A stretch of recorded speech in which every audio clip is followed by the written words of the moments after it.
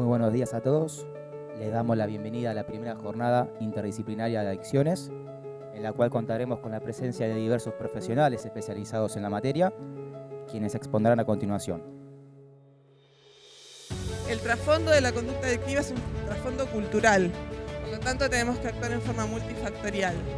Quiero decir que no hay adictos, sino que hay una persona que tiene una adicción, que adquirió esta adicción porque la sociedad no le ofreció las condiciones adecuadas. Les voy a leer una carta que escribió una niña que está presente, que se llama Donatella, que tiene 14 años. Si somos el futuro, denos el derecho a un presente más saludable. Denos educación y enséñenos que vale la pena el esfuerzo, pero sobre todo que se puede decir no. Se van a encontrar que la mayoría de los usuarios hoy consumen un depresor, alcohol y aparece el tabaco, un estimulante, porque son circuitos cerebrales que se sienten incómodos cuando uno los toca. El consumo y la adicción de drogas ilegales realmente es el prototipo de una externalidad negativa. Una vez que uno pasó a los estadios donde hay cambios, no hay vuelta atrás. Es como el alcohólico, ¿no? El alcohólico no puede tomar alcohol socialmente, no lo puede manejar. ¿Por qué? Porque ya hay cambios neuroplásticos que tienen que ver con la adicción. Todo alumno que ingresa a la carrera de medicina tiene una materia que tiene que ver con la prevención de adicciones. Ya no sos un niño, tenés que tener responsabilidad. Entonces en algún lugar esa pérdida se siente. El paciente con problemas de adicción es un portavoz, un emergente de su grupo familiar y de la sociedad en que vive.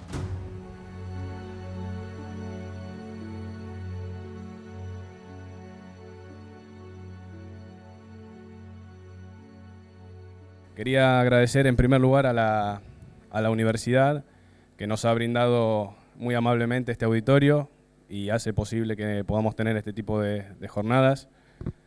En segundo lugar, quería agradecer a nuestro cuerpo de expositores y oradores que principalmente Alejandro Alter ha hecho un gran trabajo y un gran compromiso junto con la unidad de enlace. Así que mi agradecimiento también extensivo a ellos por hacer posible que se haga este evento, que es una temática que nosotros consideramos muy importante y es uno de nuestros ejes de gestión este año y creemos que va avanzando y es una problemática que debemos trabajar año tras año. Entonces, creemos muy importante seguir realizando estos eventos. Esta es nuestra primera jornada, pero lo haremos extensivo en el tiempo. Quería agradecer la presencia de autoridades también en el salón, de todo el público presente, del equipo de la unidad de enlace, que ha hecho un gran trabajo para que hoy estemos todos acá, y del público presente. Así que los dejo con los oradores y una vez más les agradezco a todos mucho la presencia. Las estadísticas mundiales informan que el 90% del consumo de alcohol y sustancias comienza en la adolescencia. No es casual por las cosas que vamos a explicar ahora. La adolescencia es una edad fértil para el consumo y existen dos razones poderosas para ello, que son los cambios inexorables que se producen en todo adolescente, que son cambios psicológicos y cambios neurobiológicos. El tema es que suceden simultáneamente. Vamos a empezar con los conceptos psicológicos. Para esto tomamos una idea del gran pensador del psicoanálisis, que fue Sigmund Freud, que definía el duelo como la dolorosa sensación de haber perdido algo o alguien, que ocurre en un principio a nivel consciente, pero continúa por muchísimo tiempo a nivel inconsciente. Entonces, el adolescente atraviesa inconscientemente por 3 duelos, que nosotros los pusimos acá pérdida para que quede más claro, pero pérdida significa pérdida. Y todo esto es inconsciente. Si uno le pregunta al adolescente, le va a decir esto no es así, pero nosotros como observadores y lectores científicos de lo que está pasando nos damos cuenta. La primera pérdida es por la pérdida de la identidad infantil. ¿Qué quiere decir identidad infantil? Creo que lo saben bien. Hubo algún presidente que dijo alguna vez, en la Argentina los únicos privilegiados son los niños. Y para los niños son todos los privilegios. Ropa para niños, calecita para niños, plaza para niños, etcétera, etcétera. Pasa automáticamente a la adolescencia y se acabó la historia. Y empiezan, ya no sos un niño, tenés que tener responsabilidad. Entonces en algún lugar esa pérdida se siente. Segundo, los padres de la infancia. Los padres de la infancia agarran a un niño de 7, 8 años y va a decir mi mamá, mi papá. Para ellos es fuente de sabiduría, protección, amparo y seguridad. Agarren a ese mismo adolescente y pregúntenle, che, ¿y tu viejo? Y ni le cuento las cosas que le va a decir. De tarado para arriba, lo que se les ocurra, porque dicen que no los comprenden. Y creen que los viejos han cambiado. En realidad los que cambiaron fueron ellos y miran ahora a estos padres desde otra óptica. Otra pérdida, los padres de la sabiduría y de la protección. Y la tercera es el cuerpo infantil. No hace falta que diga que todo niñito tiene un cuerpo asexuado. No hace falta que diga que un adolescente empiece el empuje hormonal y empiece cambios brutales en los varones que les hacen crecer hasta 2 metros de altura, con fuerza, con distintas dimensiones, y entonces el individuo se siente totalmente distinto, por eso son desmañados, torpes, juegos de manos, etc. En las mujeres ni hablemos, de ese cuerpito asexuado de la infancia pasan a notarse todas sus situaciones femeninas, su cuerpo femenino, y eso repercute no tan solo en ellas, sino en el mundo que está alrededor, que la mira de otra manera. Entonces, estas 3 pérdidas son las pérdidas que inconscientemente el adolescente lo siente, y este va a ser uno de los terrenos donde aparezca la posibilidad de que encuentren algo que les anestesie o que les atenúe este dolor. El otro tema que tenemos en la adolescencia desde el punto de vista psicológico es el concepto de identidad. Todo adolescente normal tiene diferentes identidades que se producen sucesiva o simultáneamente. Tomemos algunas. La identidad negativa. No existe adolescente que no sea rebelde. Ya es de por sí, es una definición, se opone a todo lo que sea autoridad. B, lo que se llama la pseudo-identidad mimética, que es aquella facilidad que tienen los adolescentes para mimetizarse, cómo se viste el amigo, cómo se viste el cantante rock, cómo se corta el pelo aquel que él admira. Y por último, la identidad del grupo otorga una uniformidad e identidad masiva que brinda confianza y seguridad, donde todos se identifican con cada uno. Facilita la exogamia, pero exogamia es decir, salen al mundo exterior, no se concibe un adolescente sin grupo. Un adolescente sin grupo es sinónimo de conflicto. Pero también los grupos son la base de conductas de riesgo por el espíritu de grupo, donde aparecen el alcohol, las drogas y los actos irresponsables, porque se hace porque el grupo lo lleva a hacer esto. Todo esto ocurre en adolescentes sin que nosotros nos demos cuenta. Está transcurriendo porque no hay otra manera que lo transcurre. Por último, el área de reserva. El área de reserva, avisamos a los que son padres en este auditorio o colegas, es absolutamente normal. No existe adolescente que le hable espontánea, natural y abiertamente a un adulto. Sí le va a contar a sus amigos, por eso una vieja estrategia de algunos padres es preguntarle al amigo qué es lo que pasa con el hijo. Entonces, ya está, hemos visto los aspectos psicológicos y vamos a entrar ahora a los aspectos neurobiológicos. ¿Qué pasa con el cerebro adolescente? Este cuadro que está acá a la izquierda resume millones de años del cerebro humano. Todos los que estamos en esta sala tenemos los 3 tipos de cerebro que están representados ahí. El reptílico, que es el más antiguo, responde solamente a tres estímulos, que son el agua, la sed, el alimento y la reproductividad. Sobre eso, millones de años después, se superpuso otra capa que ya aparece en los grandes mamíferos, que es el sistema límbico. El cerebro límbico es el que procesa emociones, es el que toma registro y procesa emociones e interviene fundamentalmente en el recuerdo, en la memoria. O sea, los animales tienen sensaciones o emociones y recuerdo. Y por último, aparece el cerebro superior, que tiene distintos nombres, ahí lo puse a la derecha, corteza prefrontal, lóbulo frontal o cerebro superior, que se supone que es el cerebro de la civilización. Lo que debería ocurrir es que el cerebro superior controle al cerebro más animal que tenemos, cosa que si leemos los diarios o salimos a la calle vemos que no siempre ocurre. Bien, esto es lo que nosotros, los que nos dedicamos a drogas, hemos visto a lo largo de toda nuestra carrera. Estos periodos que ustedes ven acá son los estadios por los cuales atraviesa sí o sí toda persona que consume drogas. Los nombres lo dicen todo: recreacional, amotivacional, depresivo o psicótico. No hace falta que se los explique. ¿Cuánto dura el pasaje del 1 al 4? Es muy individual y depende de lo que pongo ahí en la última parte, ahora lo explico, de la vulnerabilidad que cada persona tiene. Hay gente que aguanta más, hay gente que aguanta menos.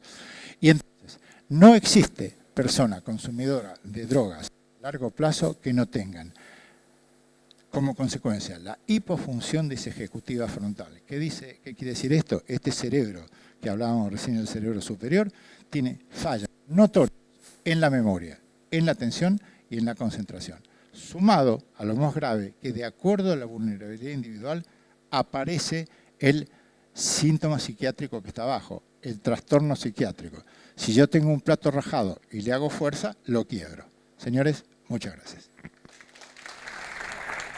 Yo les voy a hablar de lo que es la prevención y la promoción contra las adicciones en el ámbito escolar. ¿Y por qué vamos a enfocarnos en este tema? Nosotros trabajamos en la Universidad Favaloro, siguiendo el lineamiento del doctor Favaloro, que quería que los médicos jóvenes se comprometieran con su sociedad, porque creía que esta era la única manera de lograr una generación más saludable futura. Con ese objetivo, lograr el compromiso social de los estudiantes de medicina y enfocarlos hacia la promoción, es que nosotros diseñamos la materia de formación integral de salud siguiendo los lineamientos de la Carta de Ottawa. En el 2004 empezamos a trabajar formando a estudiantes de medicina del segundo año para que ellos asuman un rol como educadores de salud. Van a los colegios, desde el 2004 hasta ahora hemos visitado ya 5 colegios de la capital, que es el medio en el cual tiene injerencia la Universidad Favaloro, y trabajan transmitiendo, educando, compartiendo las experiencias con los chicos y sobre todo enseñándoles a los chicos a que ellos puedan también elaborar su material, ya sea gráfico o por charlas, para llevarlo a sus pares y llevarlos a sus casas. En el 2011 se promulgó una ley que gracias a Dios establece que en todos los colegios de nuestro país debería trabajarse en prevención en adicciones desde nivel inicial hasta nivel secundario. Lamentablemente no se lleva a la práctica en todos los colegios. Uno sabe que la adicción tiene una triple dependencia: física, psíquica y conductual y social. Cuando se establece la dependencia física y psíquica, nosotros ya llegamos tarde, porque para entonces el tratamiento y rescatar a ese chico ya es muy difícil y requiere una serie de terapéuticas y a veces la internación. Pero cuando uno trabaja en la dependencia conductual y social, podemos detectarlos desde la niñez. Los problemas que van a desarrollar en el futuro, personalidades adictivas o personalidades delictivas, se pueden presentar con algunos rasgos desde la infancia. Finalmente, hemos conseguido que en el colegio en que trabajamos, los estudiantes del secundario preparen ellos un taller que después replican en el interior en colegios donde hacen pastoral.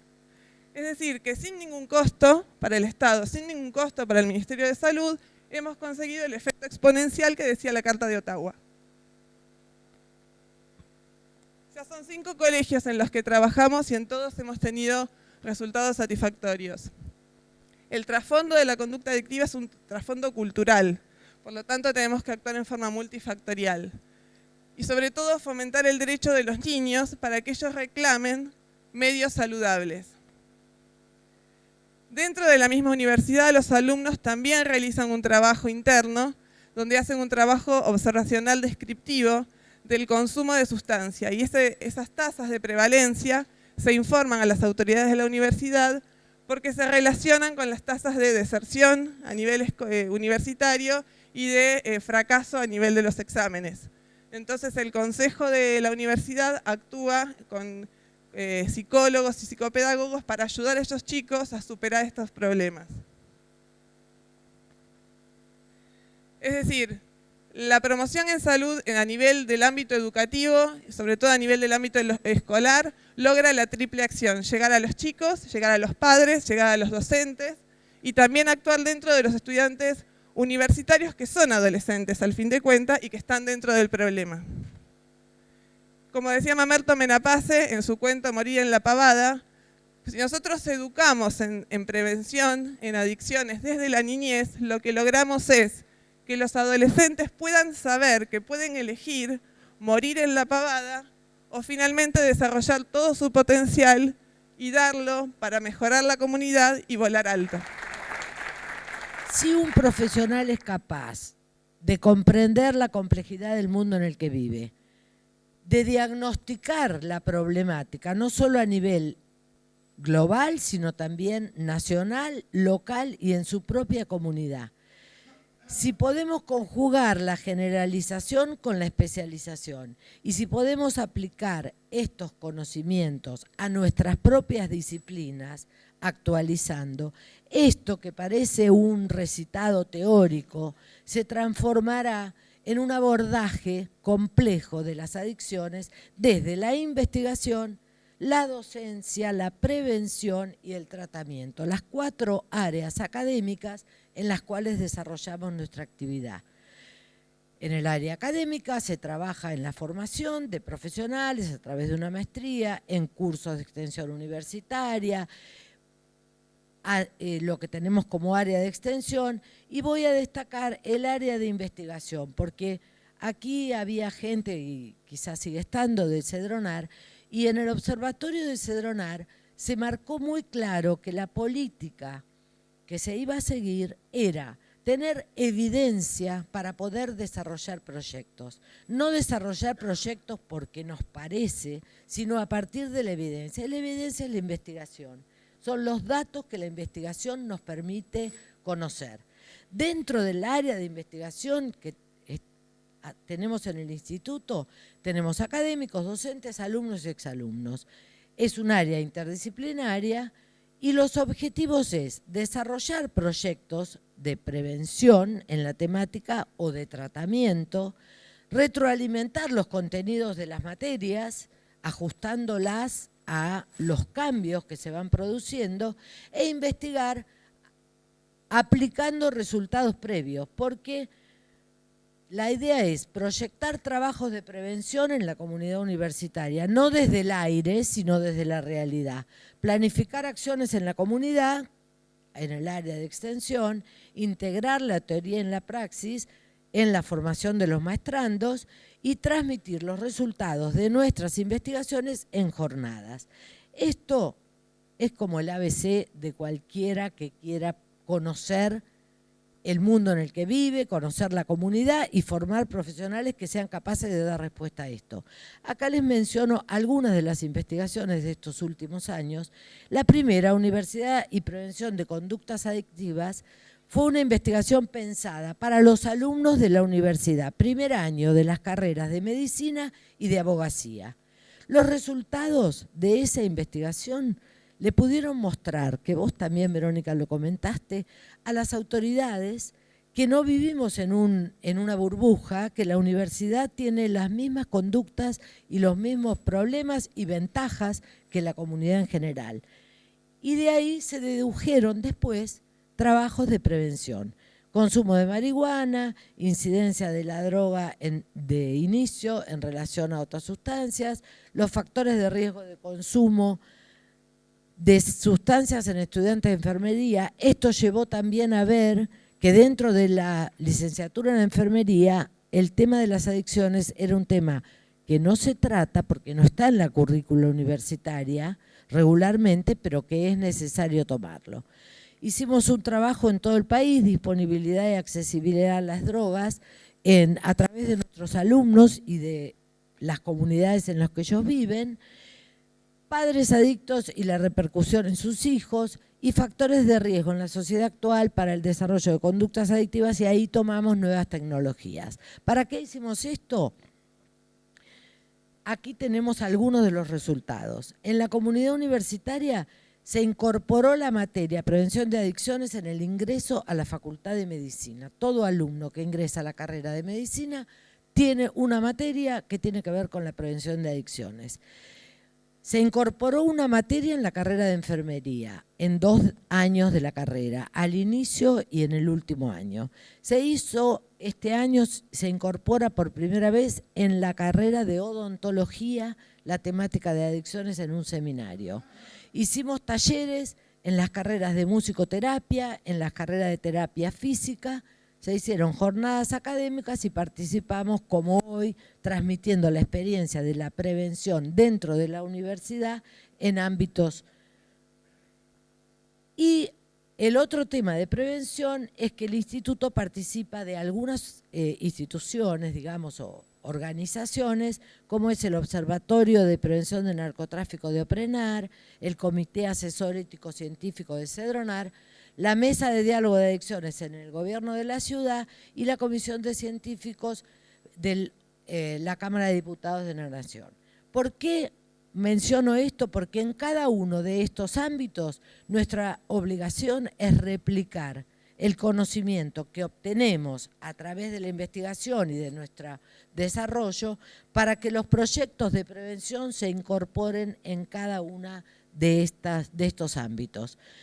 Tenemos convenios con instituciones como Cedronar, Cenareso, la Pastoral de Drogadependencia, el Servicio Penitenciario Bonaerense.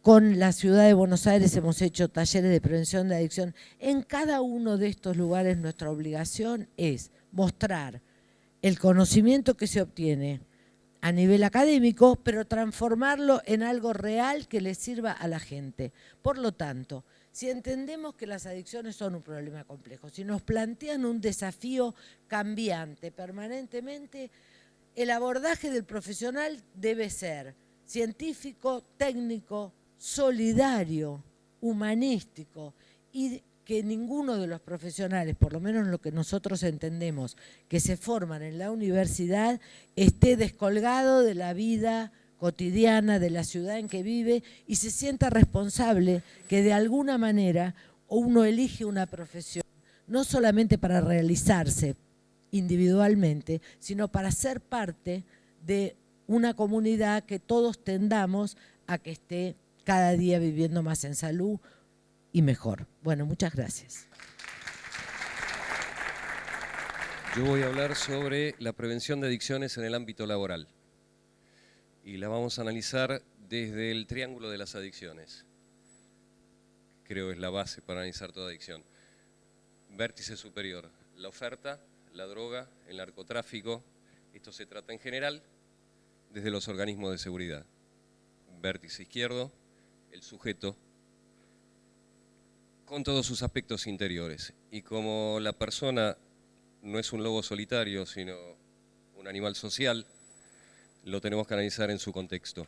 El microcontexto, familia, escuela, pares, y el macrocontexto, el medio, la política, la estructura económica, los valores sociales, y de lo que voy a hablar, el trabajo.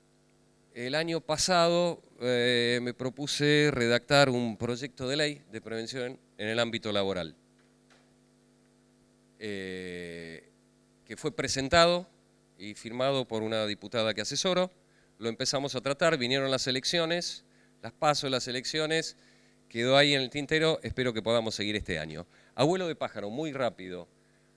Les voy a leer algunas partes que se incluyen en este proyecto, que tienen que ver con los principios que vimos antes, y este proyecto toma de base un proyecto del senador Guinle que se viene presentando desde el año 2000 y representando todos los años. Le hice un par de modificaciones y actualizaciones.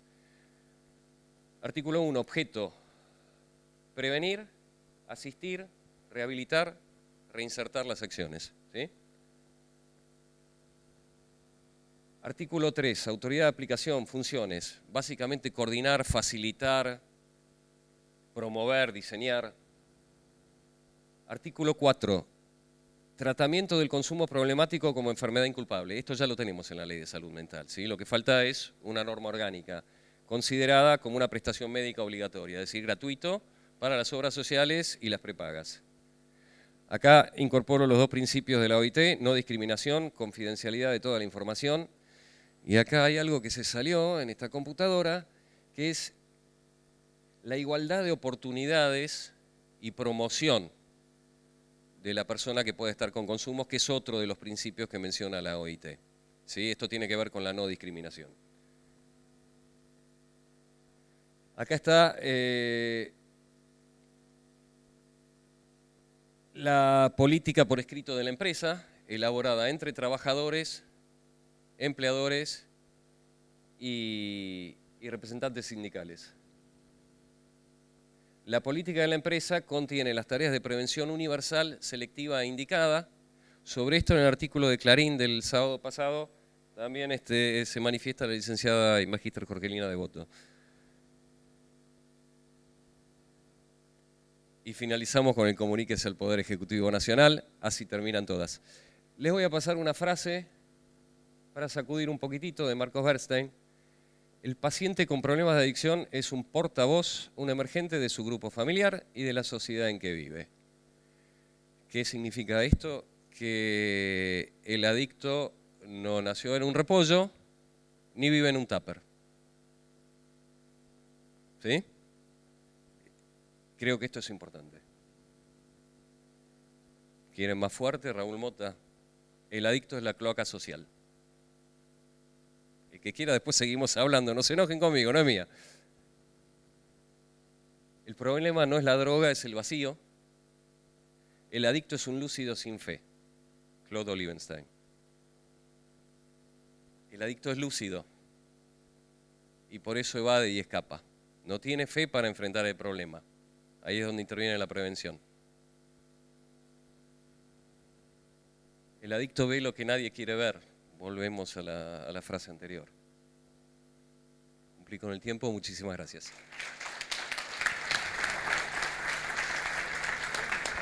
Si en cualquier libro de farmacología, los que son médicos o no, esto lo van a entender muy bien, un medicamento es algo que debe ser administrado en una dosis y por una vía requerida. La marihuana no cumple de ninguna manera con este criterio, justamente porque estamos hablando de una mezcla de 60 medicamentos. Por eso yo lo comparo con que, igual que la jarra loca, es como meter en ese balde donde muchos adolescentes mezclan con alcohol pastillas que cada uno consiguió de algún lado y toman eso. El resultado entonces de lo que llamamos mal la marihuana medicinal es un cóctel de 60 principios activos. Y eso hoy por hoy lo podríamos aceptar si habláramos de medicina de trinchera, pero no estamos en la trinchera. De hecho, en el mundo, por ejemplo, hay una farmacología del sistema endocannabinoide. En otros países existen, por ejemplo, el Canador, el cannabidiol, está estudiándose en este momento en un estudio multicéntrico en Estados Unidos. El Sativex, el ANMAT ya lo está aprobando, saldrá seguramente antes de fin de año acá en la Argentina. La nabilona la teníamos, no la tenemos más porque el laboratorio que la traía o que la producía, Valeant, cerró y quedó como discontinuado, pero está en muchos lugares del mundo, con indicaciones, por ejemplo, la nabilona, su indicación era náuseas y vómitos en pacientes con quimioterapia. La indicación aprobada por ANMAT para el Sativex será espasticidad muscular en personas con esclerosis múltiple. De ahí también vendrán supuestamente otras indicaciones off-label. Había un antagonista en el mercado, fue retirado de alguna manera por precaución, pero hay una enorme cantidad de otros antagonistas. Solamente me quiero centrar en lo que significa la psicosis. Más allá de algo que también lo mencionó Oscar, soy uno de los que creen que el uso de sustancias evoluciona en estadios y sí les pongo el acento acá. Una vez que uno pasó a los estadios donde hay cambios, no hay vuelta atrás. Es como el alcohólico. El alcohólico no puede tomar alcohol socialmente, no lo puede manejar. ¿Por qué? Porque ya hay cambios neuroplásticos que tienen que ver con la adicción. Este es un problema. Muchas veces los síntomas psicóticos aparecen como pródromos, desconfianza, desorganización, anedonia, ideas exóticas o raras, o un cambio en las preferencias de la persona. Pero sobre todo, les quiero mostrar, este es un metaanálisis de un grupo inglés. Este grupo se propuso en este metaanálisis ver la evidencia relacionada con cannabis y psicosis. Ellos incluyeron 35 estudios de los que llamamos de cohortes. Los estudios de cohortes son estudios epidemiológicos muy serios que evalúan una cantidad de población nacidas en un lugar, son estudios patrocinados por gobiernos, no por la industria farmacéutica, y de estos estudios entonces lo que ellos hallan es que había mayor riesgo para las personas que consumían cannabis con mayor frecuencia y que hay suficiente evidencia para advertir que el consumo incrementa el riesgo de desarrollar psicosis. Esto lo tenemos que decir porque justamente, como parece ser la inminente legalización de la marihuana, tendrá como corolario impacto en salud pública y tendrá como corolario aumento de la prevalencia de la psicosis. A modo de conclusión, y ya veo su sonrisa, el uso de la marihuana en la población tiende a aumentar exponencialmente año a año, disminuyendo en jóvenes progresivamente la edad de inicio. Las marihuanas skunk o sin semilla han aumentado su potencia por el mayor contenido de THC, siendo así también más el impacto no solo en el sistema nervioso central, sino en todo el organismo. Las funciones normales entonces del sistema endocannabinoide van a ser modificadas por la administración exógena de los fitocannabinoides, dependiendo de la composición, potencia y, como ya se dijo, la vulnerabilidad individual.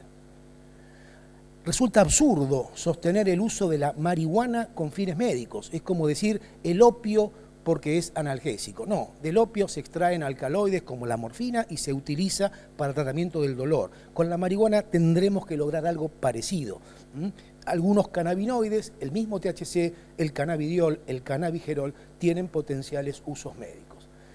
La evolución esperable en utilizadores de cannabis es un incremento de impacto afectivo y sobre todo el riesgo de psicosis. Tengamos esto en cuenta y tengamos en cuenta hay una enorme cantidad de receptores cannabinoides en todo el tracto gastrointestinal, no solo por los brownies locos, que de alguna manera son populares. En el mundo hay un auge de lo que se llama la cocina canábica y todos los aceites, recuerden ustedes, se administran por vía oral. Esto significa también una enorme absorción y distribución a partir de esos receptores que tenemos en el tracto gastrointestinal.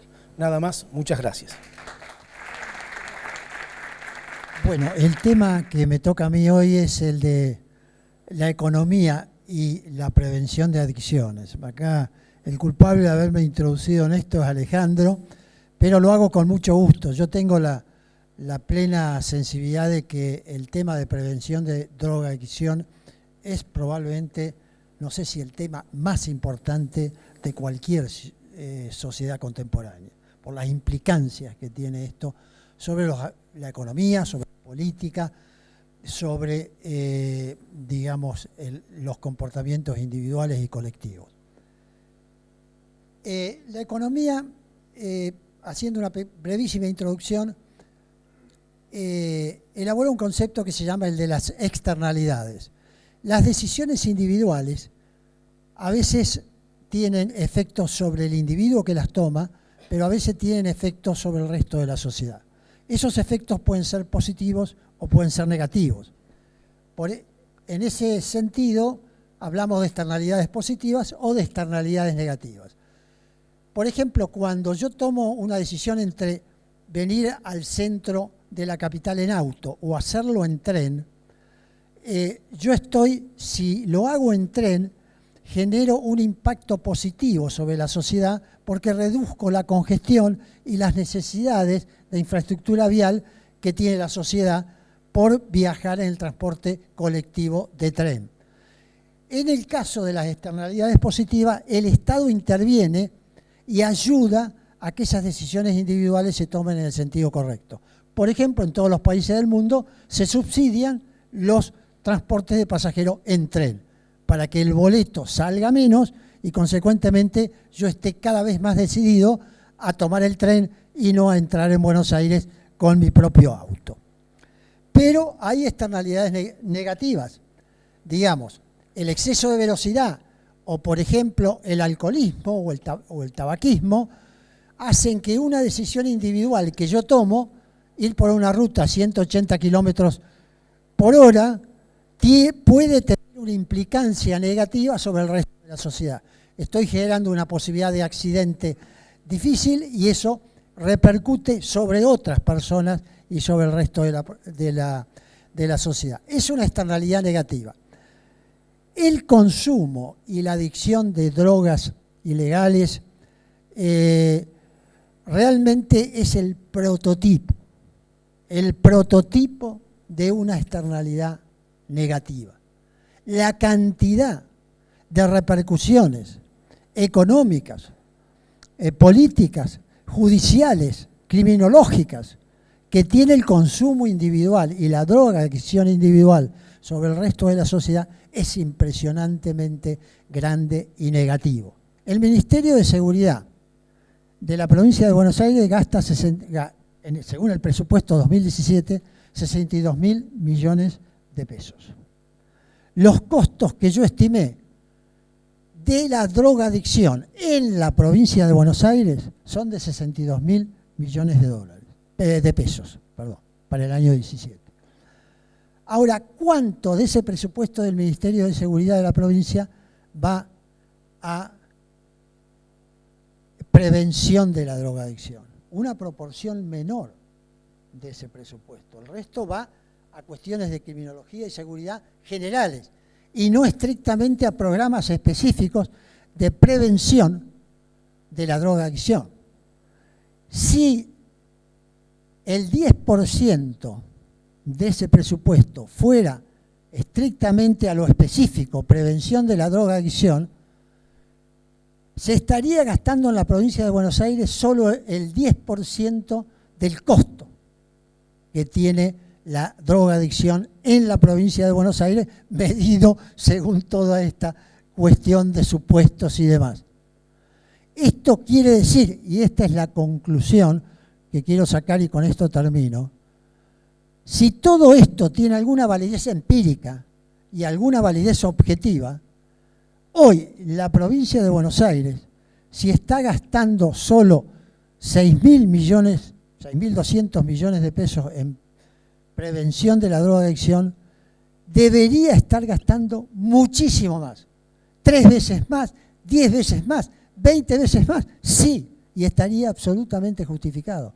Porque de acuerdo al costo-efectividad de un gasto público de 1 en cualquier sector público donde la drogadicción es un problema serio, genera un costo-efectividad, no digamos de 10, digamos de 2, de 3, con lo cual multiplicar por 2, por 5 o por 10 lo que la provincia de Buenos Aires está gastando en la prevención de la drogadicción, estaría absolutamente justificado ese mayor gasto. Esta es la conclusión del estudio, tal vez no es válida, pero de cualquier manera hay algunos datos que tienden a fundamentarla. Gracias. Yo les voy a hablar de la vida por nacer y las adicciones, pero antes, si me permiten, les voy a leer una carta que escribió una niña que está presente, que se llama Donatella, que tiene 14 años. Les pido un aplauso para ella.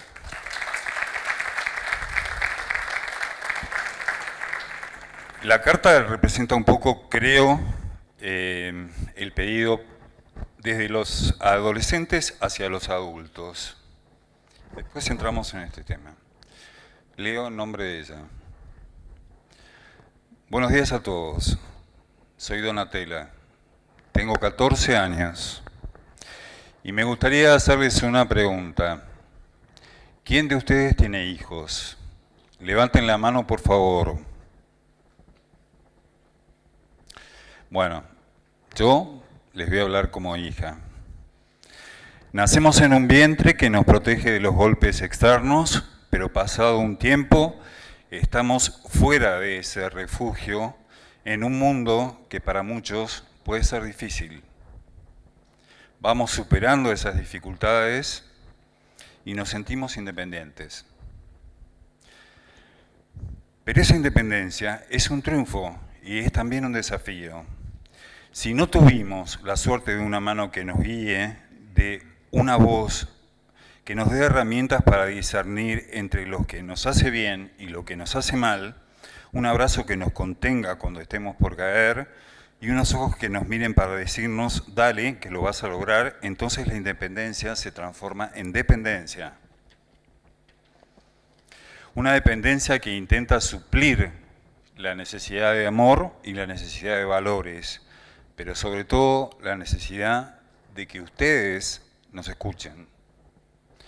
Porque nosotros ya sabemos que la vida no es sencilla. Queremos identificarnos con valores positivos. Para eso les pedimos que se comprometan con nuestras necesidades. Si somos el futuro, denos el derecho a un presente más saludable. Denos educación y enséñenos que vale la pena el esfuerzo, pero sobre todo que se puede decir no. Acuérdense que nosotros copiamos lo que ustedes hacen. Que lo que dije hoy no termine cuando se cierren estas puertas y que no quede todo en la nada una vez más. Enséñennos a decir sí a la vida y no a las adicciones. Y como dijo Nelson Mandela, todo parece imposible hasta que alguien lo hace. Muchas gracias y un aplauso.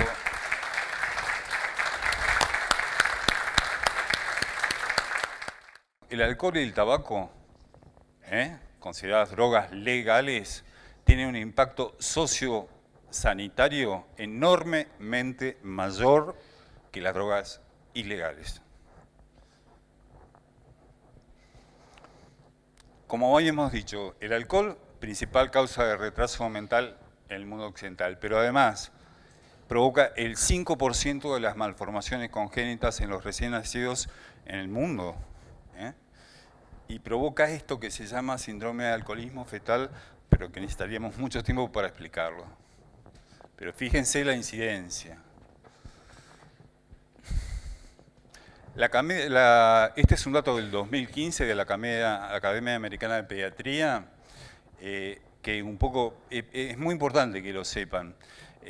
No hay ninguna cantidad de alcohol que esté aceptada, como sí lo era antes, durante el embarazo.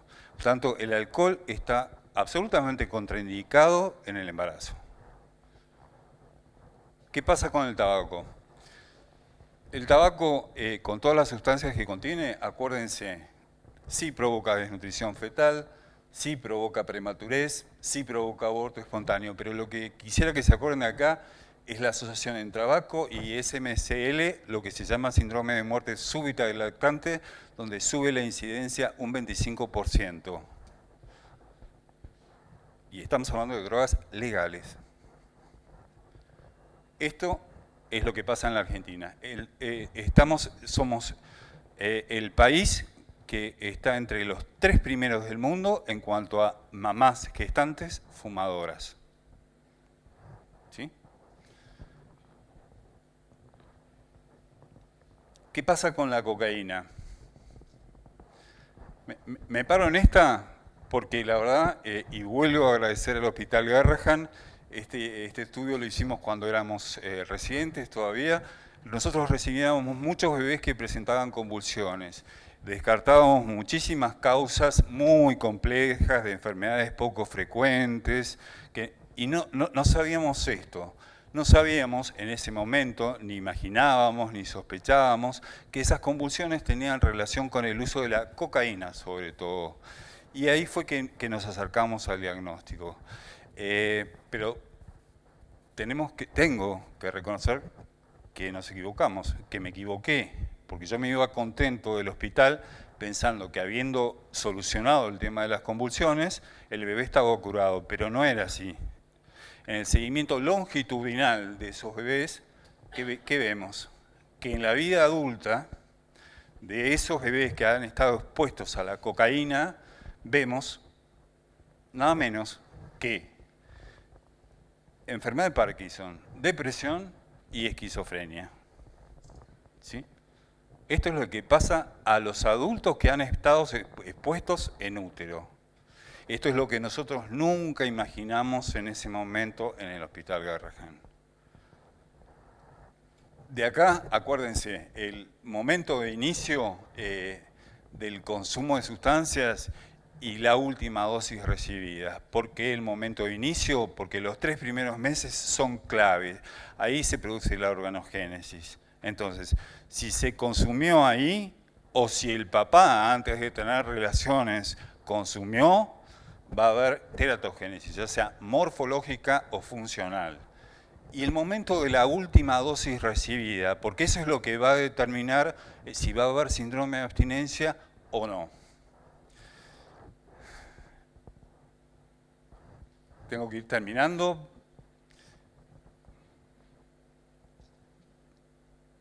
Pero me gustaría decirles que es necesario y que es urgente determinar políticas que trabajen y apunten sobre la prevención del consumo de drogas, muy especialmente en el periodo perinatal, porque todo, absolutamente todo lo que vivimos acá es evitable. Estos recién nacidos no tienen por qué sufrir esto. El mejor tratamiento es la adicción, es la educación, sin duda. Muchas gracias.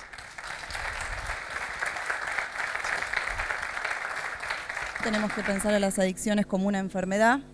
Desde 1957 lo pensamos así, pero muchas veces cuesta poder pensarlo y justamente que reciban la ayuda necesaria.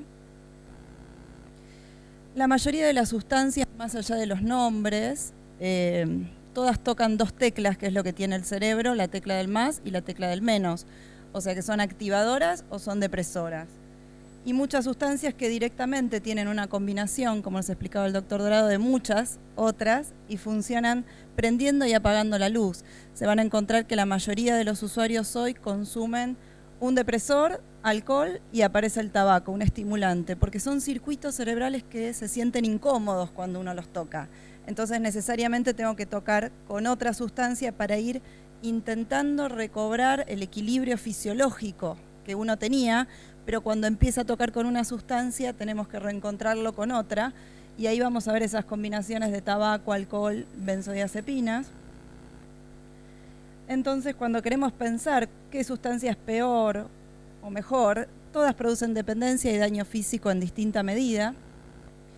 Y esto es muy interesante porque cuando vamos a hacer una autopsia, y estas son dos autopsias distintas, nos vamos a encontrar que lo que se llama uso recreativo tiene de todo, ¿no? Este es un mismo cuerpo que tenía éxtasis, GHB, THC, cocaína, ¿no? Estas son las huellas que quedan en distintas partes del cuerpo del uso de sustancias. Y que obviamente cuando tenemos la oportunidad de ver un post-mortem nos enteramos todo lo que esa persona consumía, en realidad. Esta es otra, ¿sí? Toda gente joven. En cabellos, cafeína, nicotina, ketamina, MDMA, cocaína. Huella, imagínense en lo que sería el funcionamiento cerebral, que es de lo que quiero hablar un poco hoy, y que es muy difícil cuando pensamos cada sustancia por separado, porque en el cuerpo no es lo que vamos a encontrar. Cuando vamos a pensar en adicciones, tenemos que pensar en un usuario de sustancias. Es un nuevo concepto, porque a veces la adicción es ese último estadio, y ese chico que veíamos en la plaza probablemente todavía no llegó a la adicción, pero sí a una intoxicación. Y ya es un usuario, ¿no? Que empieza un caminito en donde antes podamos darle una mano y frenarlo, probablemente tengamos menos ese impacto que recién económico nos comentaban, cuando por ejemplo ya llega una cirrosis y tenemos que pensar en un trasplante hepático y lo que eso significa para los gastos de salud, por ejemplo. Y los usuarios nos van a consultar por problemas en el sueño, alteraciones cognitivas y alteraciones anímicas, que es lo que elegí hoy presentarles. También ansiedad, psicosis, trastornos de conducta, problemas hepáticos, gástricos, bueno, es un listado, pero elegí 3. Las alteraciones cognitivas es a lo que yo más me dedico y me interesa mucho, porque me parece que es ese primer impacto que se ve a nivel laboral, a nivel familiar, en donde no podemos ya contar con esa persona para que vaya a buscar al hijo al colegio, porque se olvidó, se quedó dormido, no se acordaba. Y todos los accidentes automovilísticos que hablan de esto, acá puse también el tema de los accidentes laborales, y la coincidencia entre los accidentes y la presencia del uso de sustancias. ¿Y qué es esto de prestar atención? Parece un concepto un poco difícil, porque a veces uno ve a alguien con los ojos abiertos y ya creemos que está prestando atención. Muchos de ustedes sí, pero otros están acá en otro lado. O sea que prestar atención, este es un test con el cual lo evaluamos, que es muy sencillo, que es unir el 1 con el 2, con el 3, con el 4, en un tiempo determinado, y eso podríamos decir si está bien o mal la atención. Yo tuve oportunidad de hacer este estudio en algún usuario y muchos me decían, esto tiene trampa, falta el 4. Espero que todos lo hayan encontrado. ¿Está? Les aseguro que está, bien. Entonces, una tarea muy sencilla, ya en el 4 quedan detenidos. Y les traje otro test que lo que evalúa es funciones ejecutivas, que es la capacidad de organizar el pensamiento en función de una meta, que ellos tienen en la gran mayoría mucho compromiso, y son una serie de números y de letras que uno tiene que organizar, uno con A, 2 con B, de la misma manera en un tiempo. Las dificultades que tienen para hacer esto, ¿no? Entonces son maneras sencillas, que obviamente cuando vamos a dar un carnet de conducir lo piden, a veces, Pero en realidad todo lo que sea la vida diaria necesitamos esto de poder prestar atención, inhibir algunas cuestiones para poder focalizar.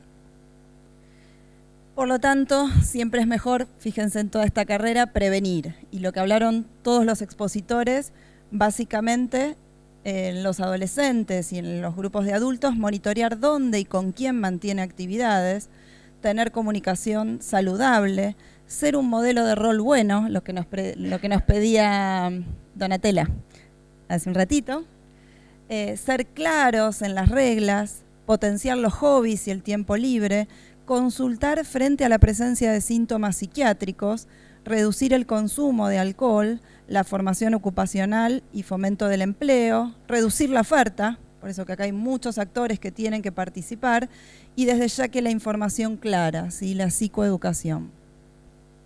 Y los dejo con una parte del libro que muchos de los que hablamos hoy han participado, pero que me parece interesante. Lo escribió un paciente de manera anónima y le puso él el título La guerra de los dos cerebros, que es lo que encontramos con estos pacientes.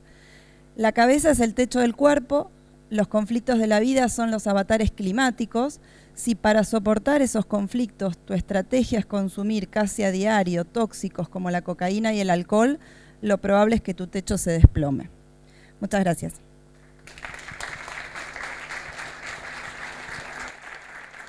Trataré de no provocar a la señorita Cronos. Y la primera frase que tengo que decir después de esta jornada es una frase muy provocativa. No hay adictos. Creo que esto sintetiza la totalidad de lo que voy a decir.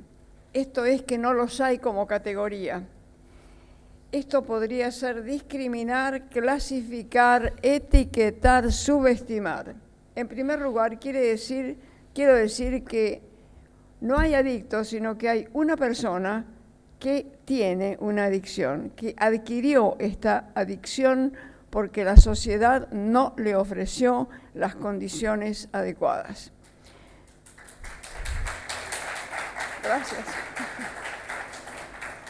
Si esta fuera una audiencia de psicoterapeutas, diría que es fundamental la disposición emocional del terapeuta, que debe remitirse a un tiempo previo a la aparición del problema para poder asociarse a las partes preservadas y saludables del psiquismo de quien lo consulta. Hay un cuento ruso, que no me acuerdo si es de Lermontov o de Turgenev, que ilustra por lo negativo lo que estoy diciendo.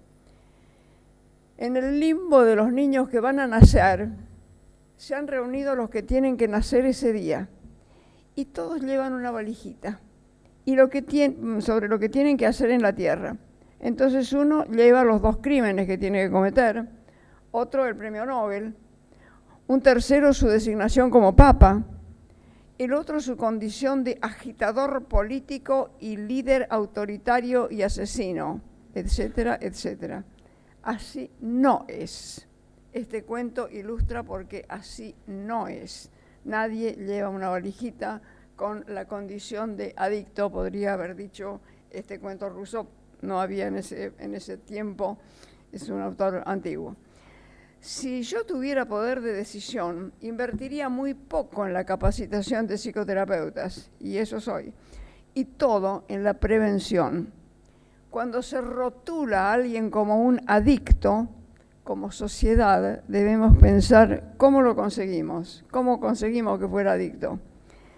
Todos necesitamos estrategias para tolerar el desasosiego inherente a la vida. Calmamos la sed, el hambre, la necesidad de temperaturas placenteras en nuestro cuerpo y también lo que Sloterdijk llaman antropotecnias. Necesitamos ritualizaciones y actos como leer un libro, caminar al aire libre, asistir a un espectáculo, hacer un deporte que nos ayude a calmar, en términos generales, la vivencia penosa. Perdón, señorita, me asusta la señorita Cronos, me equivoqué acá. De la falta de sentido de la vida, el tedio y el desasosiego y la incertidumbre. Estas antropotecnias, estas conductas, son las que la sociedad debe proveer para que no se instale una adicción, que ya oí que se dijo acá, que en esta etapa no tiene consumo responsable. Vi una persona con adicción a diversas pastillas que siempre debía ingerir de a 2. Descubrimos que el efecto más importante no era el de la droga, sino que fueran 2. El trabajo fue ir cambiando por sustancias cada vez menos dañinas. Llegamos a pastillas de menta, hubo un tiempo de gastritis y después conseguimos que fuera un vaso de agua y descubrimos la relación con un viejo objeto transicional. El objeto transicional es la mantita que tienen los chiquitos sin la que no pueden dormir y que ya está sucia, terrible, y la madre no sabe qué hacer, pero el chiquito, si no tiene la mantita, no se duerme. Bueno, era sacado a veces a remolque y finalmente fue cambiando las pastillas de menta por pequeños vasos de agua. Bueno, habíamos terminado con el daño, no con el ritual, que era totalmente inocuo a esta altura. Es muy útil para un psicoterapeuta fantasear cómo hubiera sido esta persona si no fuese esto que llaman un adicto, que ya dije que no hay.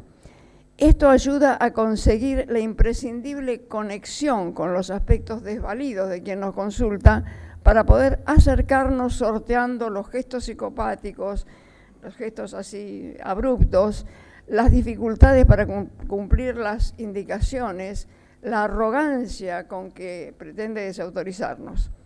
La función terapéutica va más allá de resolver el problema. Cuando alguien consulta a un médico, consulta por un problema. A veces es una enfermedad, otras no. La historia clínica adolece de esta falla porque no está consignada solo la enfermedad, no lo que la persona quería ser en esta vida. Lo único que cuenta entonces, ya se dijo pero lo enfatizo, es planes de prevención, educación, estructuras sociales protectoras para la edad en la que se adquiere el problema, que deben fundamentalmente promover la autonomía del pensamiento y permitir la libre elección de grupos de pertenencia. Me refiero a que no deben adoctrinar, sino ayudar a pensar, abriendo el abanico de posibilidades. Deben enfatizar la totalidad de cada persona y hacer que consiga ser autónoma, promoviendo el desarrollo del cuerpo, que es lo que somos, a partir de una posición monista de unidad y no dualista. Yo no soy un cuerpo por acá y un alma por acá. Soy un cuerpo que, como decía Aristarco de Samos, tiene un acorde que es el alma. Esto es que también hay que dar lugar a un deporte, pero no al deporte de las agónicas situaciones de la alta competencia. Ese no va. Tiene que ser más el antiguo de mens sana, in corpore sana.